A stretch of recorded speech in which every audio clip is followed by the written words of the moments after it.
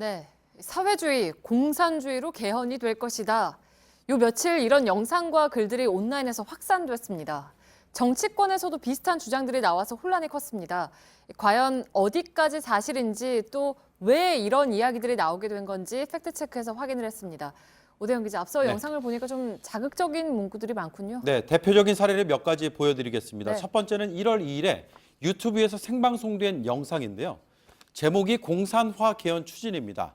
그 옆에 영상도 1월 2일 유튜브에서 생방송됐습니다. 결국 드러난 좌파적 헌법 개정안이라는 내용이었습니다. 그리고 마지막은 온라인에서 퍼지는 글인데 헌법 개정 진짜 목적은 사회주의, 고려 연방제의 기초를 놓는 것이다라고 말을 하고 있습니다. 네, 사실은 언뜻 보기에도 가짜뉴스 같은 느낌인데요. 그러니까 최소한의 근거라도 갖고 이러는 겁니까? 네, 근거로 제시하는 문건이 바로 이겁니다. 네. 지난해 10월 국회 개헌특위 자문위원회가 내놓은 보고서입니다. 이 보고서는 그동안 잘 알려지지 않았습니다. 지난 2일에 조선일보가 보도를 하면서 주목을 받았습니다. 그런데 조선일보는 이 보고서를 헌법 개정안 초안이라고 보도를 했습니다. 그리고 같은 날 자유한국당은 정부의 초안인 것처럼 논평을 했습니다. 충격을 넘어 머리에 징을 맞은 듯한 느낌입니다.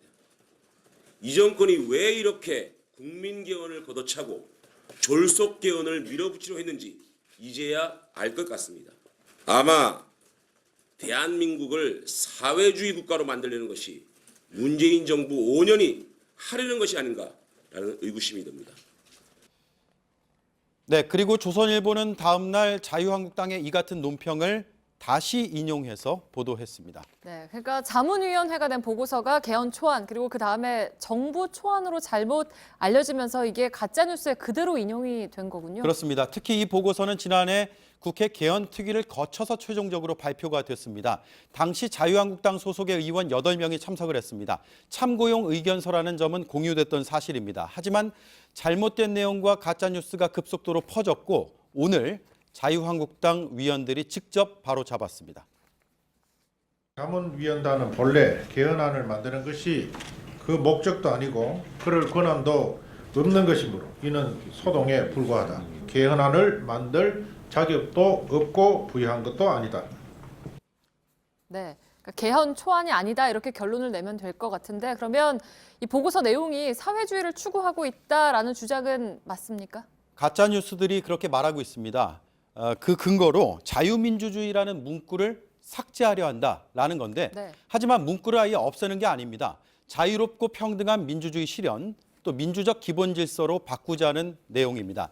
지난해 국회 개헌특위 논의 때 속기록을 보면 여야의 논쟁은 여기서 거의 없었습니다. 자문위의 의견을 바탕으로 다시 논의를 해보자는 의견을 교환했습니다. 네, 가짜뉴스에서 말하는 것처럼 개헌이 일부 세력이 주도한다고 해서 할 수 있는 게 아니잖아요. 그러니까 여야 네. 합의가 필수죠. 맞습니다. 현재 이뿐만 아니라 사회적 경제, 또 노동권 강화, 사형제 폐지, 양심적 병역 거부도 넣자는 보고서 내용을 두고 이것도 사회주의다라는 말이 나오고 있습니다. 하지만 개헌은 일부 정당 혹은 정부 혼자서 할 수가 없습니다. 가장 기초적인 논의를 하는 이 개헌특위도 이처럼 자유한국당이 위원장을 맡고 있고 여야별로 간사가 배분돼 있습니다.